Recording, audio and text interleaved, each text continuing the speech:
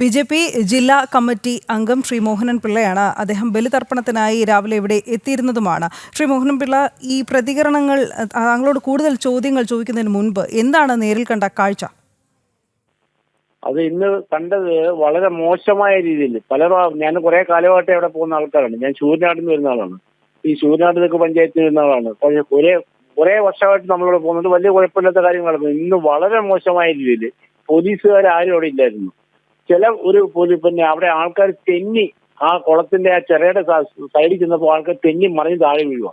ഒരുപാട് ആൾക്കാർ ഇങ്ങനെ മറിഞ്ഞു വീഴുന്നതെല്ലാം നമ്മൾ കാണുകയും ചെയ്തു. നമ്മളെ പല ആൾക്കാരും ഞാൻ ഇങ്ങനെ പിടിച്ച് പൊക്കുകയൊക്കെ ചെയ്തു. പക്ഷേ ദേവസ്വം ബോർഡിന്റെ വളരെ അനാസ്ഥയാണ് ഇപ്പൊ ഈ വർഷം കാണിച്ചത്.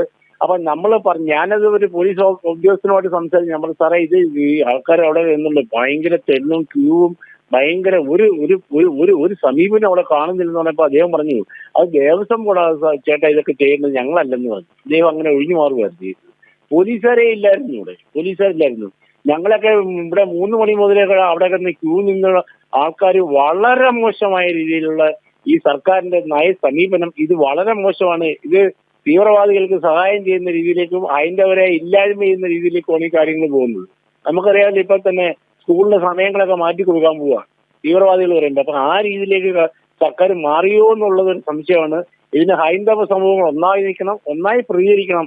ഇതിനെ പ്രതികരിച്ചേ പറ്റത്തുള്ളൂ. കാരണം വെച്ചാൽ ഈ ലക്ഷക്കണക്കിന് ആൾക്കാർ ഇന്ന് ഈ തിരുമുല്ല വന്ന് ഈ ബലിതർപ്പണത്തിന് വേണ്ടി വന്നപ്പോൾ വളരെ മോശമായ സമീപനം സർക്കാരിന്റെ ഭാഗത്തുനിന്നുണ്ടായി. അത് വളരെ ഖേദകരമാണ്. അതിനെതിരെ ഹൈന്ദവ സമൂഹം ഒന്നാവണം എന്നുള്ളത് ഒറ്റ വാക്ക് മാത്രമേ എനിക്ക് ഇതിനകത്ത് പറയാനുള്ളൂ.